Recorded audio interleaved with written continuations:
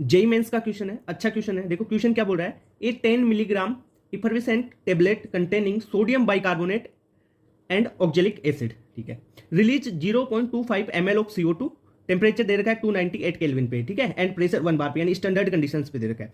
If molar volume of CO2 is 25 litre, देखो molar volume दे रखा है, ध्यान रखना 25 लीटर।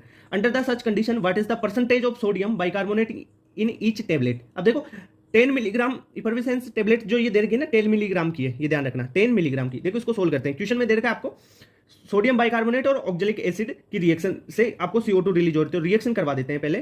तो आप करवाओ sodium bicarbonate plus oxalic acid H2C2O4, इससे रिएक्शन हुई Na2C2O4 बना, प्लस आपका CO2 बन जाएगा, प्लस H2O निकल जाएगा। बैलेंस कर लो, यहाँ पे 2 लगा देंगे तो यहाँ पे 2CO2 एंड 2H2, ठीक है, ये बैलेंस हो गई। अब देखो मोल्स निकाल लेते हैं, आपको मोल्स के बारे में एक जानकारी दे रखी है। देखो 0.25 ml of CO2 standard condition पे, और इसका मोलर वॉल्यूम भी दे रखा है कितना, 25 लीटर। तो यहां से मोल निकल के आ जाएंगे आपके पास, ठीक है, कैसे, तो जो वॉल्यूम बटा मोलर वॉल्यूम से आप निकाल लो, तो 0.25 अपॉन 25 इंटू 10⁻3, क्लियर।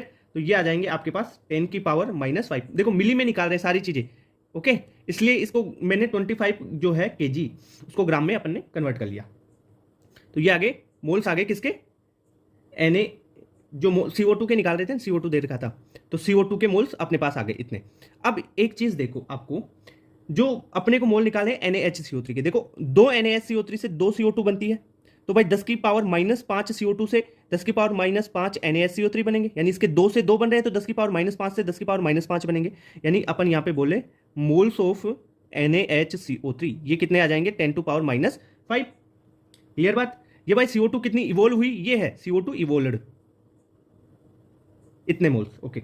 अब यहां से मास निकाल लो, मास क्या होगा, मोल गुणा मोलर मास, तो मोल है 10⁻⁻5 इंटू मोलर मास कितना होता है इसका, NaHCO3 का क्वेश्चन में भी दे रखा है आपको 84, तो ये आ जाएगा आपके पास, अगर इसे लिखें अपन तो 84 इंटू 10⁻⁻5, तो मिलीग्राम में कर लेते हैं ना इसको, तो 0.84 मिलीग्राम हो गया, मिलियन 10⁻³ और 0.84 लगा दिया, ये दो इसमें निकाल दिया अपन ने, ये आ गया मिलीग्राम इसका मास। अब क्वेश्चन में आपको परसेंट बाई वेट पूछा है ना, परसेंट बाई वेट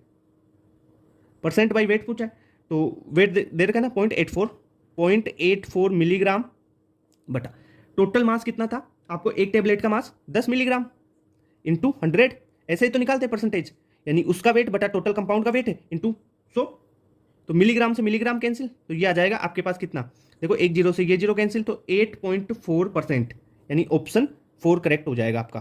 क्लियर बात।